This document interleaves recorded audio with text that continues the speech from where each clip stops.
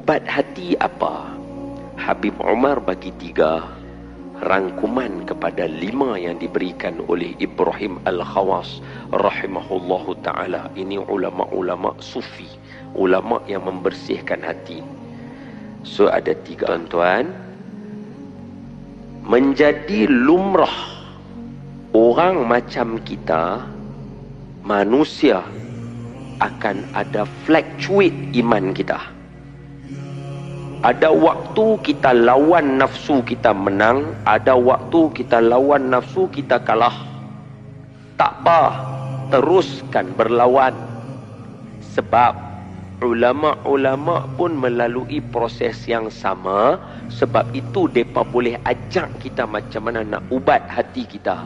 Kita tak perlu lalu teruk macam mereka. Imam Al-Ghazali biasa down, teruk sehingga meninggalkan kuliah, meninggalkan semua ni, tinggal. Pasal jiwa. Setan kan jahat. Dia suka buat nayang kita berapa kali. Dia kenal kita.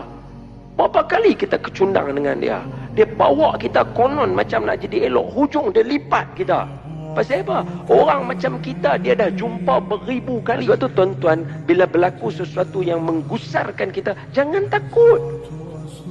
Itu memang kita fluctuate. Memang. Cuma soalan dia, ketika jangan bincang banyak sangat ketika kita jatuh. Soalan dia, sebanyak mana kita bangkit balik? Sebanyak mana kita, tuan-tuan dengan saya, bangun balik perpetui ibadah kita? Hari ni kita perpetui, esok kita jatuh, jangan takut, bangkit balik. Itu tujuan cerita-cerita kisah. Kata ulama, ubat hati ada 5. 1, baca Quran dan makna. Jangan baca Quran saja semata-mata. Ini untuk apa? Untuk proses healing.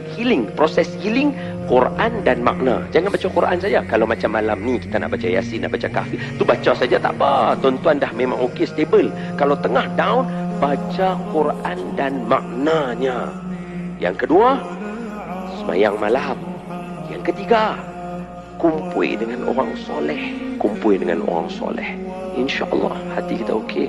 Nombor 4, tuan-tuan buat hari ni lah, ibu-ibu dengan ayah-ayah, puasa. Banyakkan puasa, hati jadi tenang insyaAllah. Yang kelima, zikir malam. Nampak? Saya kata orang ulama, zikir mesti kena banyak. Tuan-tuan faham tak faham, it's okay.